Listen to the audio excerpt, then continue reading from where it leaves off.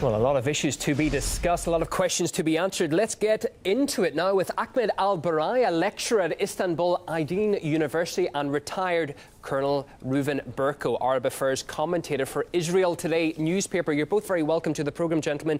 Reuven, can we begin with you, please? Israel has praised the move, but surely the almost universal global chorus of criticism against the move proves that it's not the right decision. Well, I believe this decision is very important, despite the fact that, as far as I remember, from historical point of view, the kings of the dynasties of Israel never got consulted with Erdogan or any other regime in the world at the time. They put the Israeli capital in Jerusalem at the times of the Kingdom of Israel along history. And by the way, I never heard about Palestine, even not in the Quran. So Palestinian people are very important. We want to create a Palestinian state, the first time in history, as side by Israel. But unfortunately, Jerusalem is like a wife. You can't share a wife. You already got married with Jerusalem 3,000 years ago. So this is a ridiculous demand by the Palestinians. As to the fact that Al-Aqsa is very important to Muslims all over the world, we really respect it. And by the time Muslims are exploding mosques all over the Islamic area here in the Middle East, Al-Aqsa Mosque is the most guaranteed place, very safe, very secured, and everybody can make his worship there. The fact that Al-Aqsa is important to Muslims doesn't turn it automatically to be somebody's capital only to the Israelis. Let's put a point to Ahmed. And Mecca is not the capital. Mecca is not the capital. Reuven, we'll of get back Saudi to you. Arabia. Not Jordan put Jerusalem a capital to them at the time. Reuven, we'll back to you in just a moment. I want to put nonsense. a point to Ahmed. If the embassy is going to be put in a part of Jerusalem that is not disputed, why are we seeing such an aggressive reaction around the Muslim world? First of all, it is ridiculous, in my opinion, to speak about Palestine is not mentioned in the Quran, then the Palestinians have the right to speak. This is kind of an obsolete rhetoric that the people are bored of hearing that from an Israeli guy speaking now to the world. Jerusalem, you go to the UN resolutions in the international community, the General Assembly, back down to the resolution 181, the partition resolution that speaks about, stipulates that Jerusalem should be an independent entity. Neither the Palestinians nor the Israelis will be controlling this city in the final stages. That's what the General Secretary of the UN is speaking about. That's what the consensus of the international community is speaking about. It's only Donald Trump himself and Benjamin Netanyahu who think that now it's the time, because of the turmoil of the Arab world, what's happening in Syria, Iraq, Yemen, Egypt, all around the Arab world, they're not ready to take the Palestinian cause as a priority, and that's the time they're going to seize this. For the Muslims, not only with the Muslims, for all the Abrahamic religions, it is a very important place. It's one of the most sacred places for Judaism, for Christianity, for Muslims. But the Israelis are trying to say it's exclusive only for the Israelis. I want to put one of the points. I want to put one of the points to Reuven that you made, Ahmed.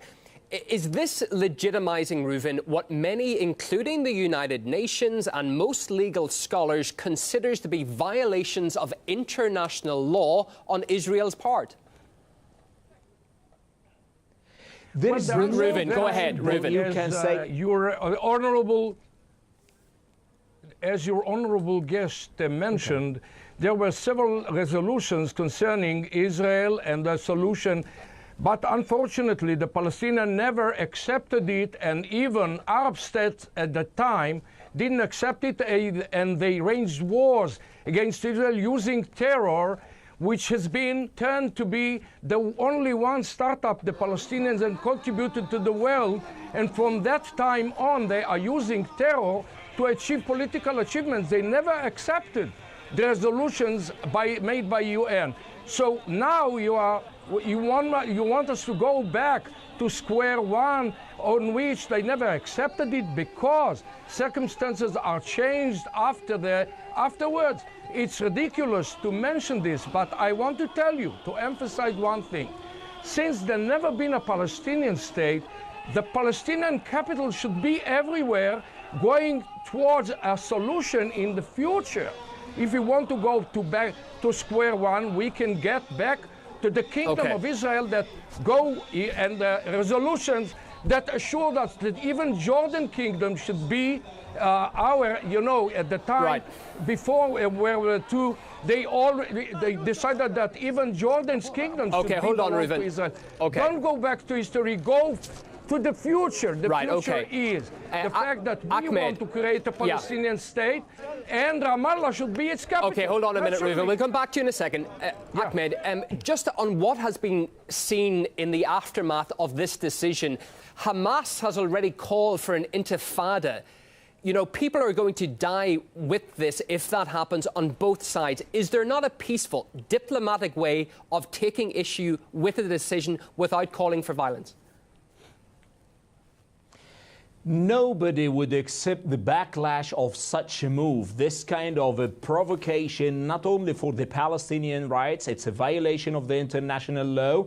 And Donald Trump had a message from everywhere, from Indonesia, Malaysia, here in Turkey to Morocco. Everybody is condemning the move in the Arab and Muslim world. Even the European Union, Macron, the UK, and the Pope himself condemned the move. And everybody is speaking about the status quo should be maintained in Jerusalem, in the old city.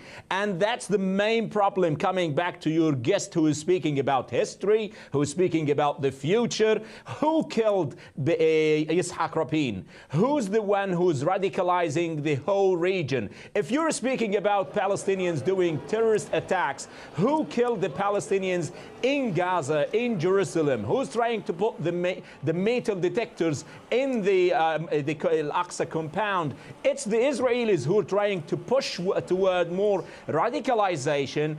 The Palestinians have the full right to resist peacefully against what's happening in their own land. They have the right to be in East Jerusalem according to the international community resolutions. Okay, we can get bogged down with saying who killed who in this situation. I think we can all agree that it's a horrific last number of decades in the region. But Reuven, given the backlash that Israel will now face from its neighbours, is allowing the US Embassy to relocate to Israel, to Jerusalem, more trouble than it's actually worth? Because we saw Tel Aviv being the de facto capital.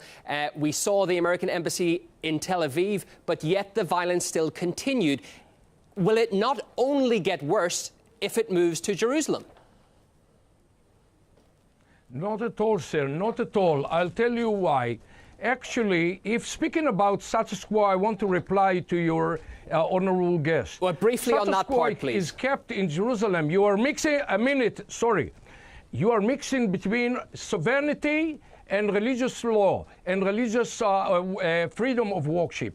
Israel is the only state that maintains religious freedom for all prayers in Jerusalem, and the status quo is very seriously kept in Jerusalem.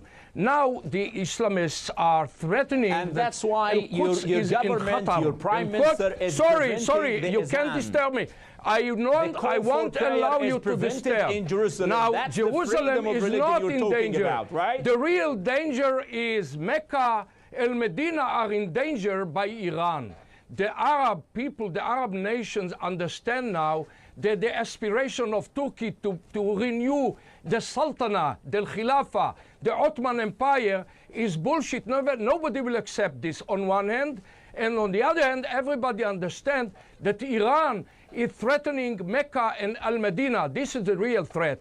Jerusalem is a very secured, the mosque is very secured. Jerusalem is the capital of the Jewish state. Sha'a man shaba wa aba man aba, as they say in Arabic. Okay, we're running out of time here. We're literally running out of time. Hold on, Reuven. Freedom of worship. Israel is the only state that allows this. Okay, we're running out of time. Both of you can sum up your thoughts now if you wish. We've got 30 seconds each. Ahmed, let's start with you. The United States, Donald Trump, and Israel think that this is the right time to make this kind of propaganda. Iran is the only monster who has expansionist policy in the region. That's why the Sunni countries represented by Not Saudi only, Arabia, Egypt, other Turkey moderate is a monster. countries should Take be care, fighting against Iran.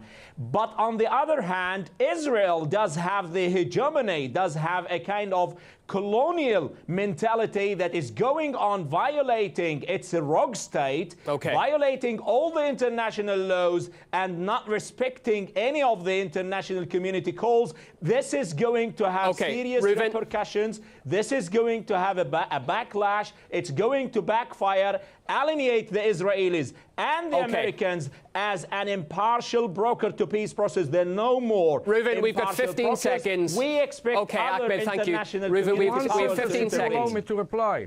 Go ahead, we have 15 seconds. Sir, I would finish my idea in emphasizing that Al Quran Al Kareem gives this promised blessed land to the sons of Israel.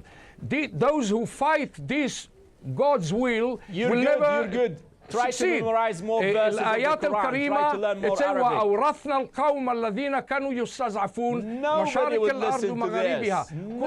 Everybody says الأرض المباركة بيت المقدس وأكناف بيت المقدس. This is the land of the Israelis, including Jerusalem. Nobody can object it. This is the Lord's will. This is history. This is religious. This will never last. You cannot survive with these kind of gentlemen, we have to wrap it up there. People need to coexist. People need to find solutions. Ahmed al Burai, lecturer at Istanbul Aydin University, and Reuven Berko, Arab Affairs commentator for Israel Today newspaper. Thanks both of you for coming on the programme.